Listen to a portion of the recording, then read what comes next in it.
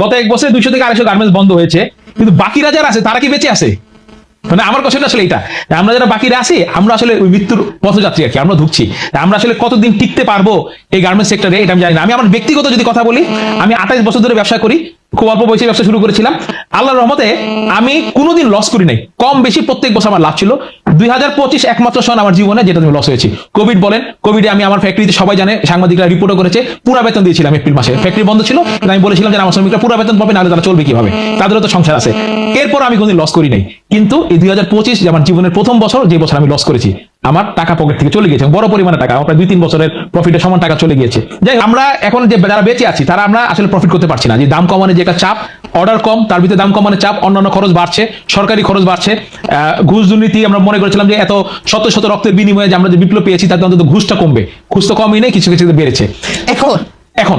তো ওইখানে কিন্তু কোনো মব হয় না। আপনি যে মবটা বললেন না, ওইখানে কিন্তু যারা মব বাস তারা কি মব করে যে এইখানে ঘুষ না হচ্ছে কেন, চলো আমরা বন্ড অফিসে গিয়ে মব করি, চলো আমরা কাস্টমস অফিসে গিয়ে বন্ড করি, চলো আমরা চিটাগাং পোর্টে গিয়ে মব করি, যে ঘুষ খাবে তাকে আমরা ধরবো। সেই মব কিন্তু হয় না, মব হয় অন্যান্য খারাপ কারণে। তো আমি এই কারণে বলছি যে আমরা আসলে খুব বেশি ভালো নেই। আমরা প্রাইস প্রেশার, যেটা আপনি কোশ্চেনটা করেছেন, যে প্রাইস প্রেশারের কারণে আমরা খুবই একটা ভয়ঙ্কর দিন কাটাচ্ছি, এবং এর থেকে উত্তরণ আমাদের নিজেদেরই করতে হবে।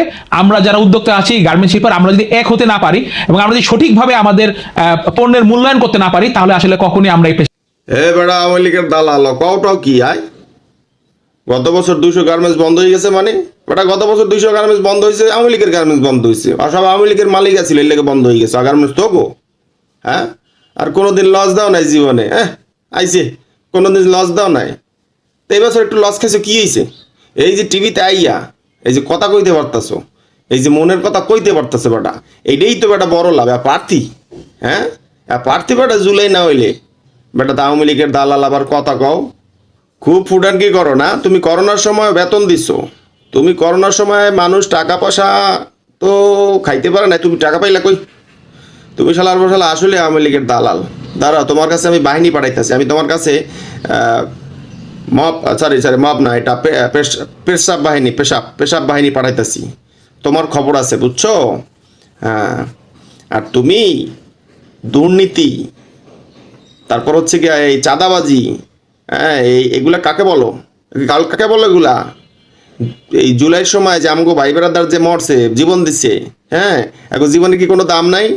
বাট এগুলো হলো সেই জীবনের, সেই আমাদের জুলাই ভাইদের জীবন গেছে যে তাদের ফি, সেই জীবনের বিনিময়ে বেটা এই টাকা, বোঝো নাই? হ্যাঁ, আমরা জীবন বাজি রাখছি, আমাদের ভাই ব্রাদার মারা গেছে, তার বিনিময়ে কি হবে? সেটার বিনিময়ে হালাল টাকা, হালাল ইনকাম। আর মোরা সব জায়গায়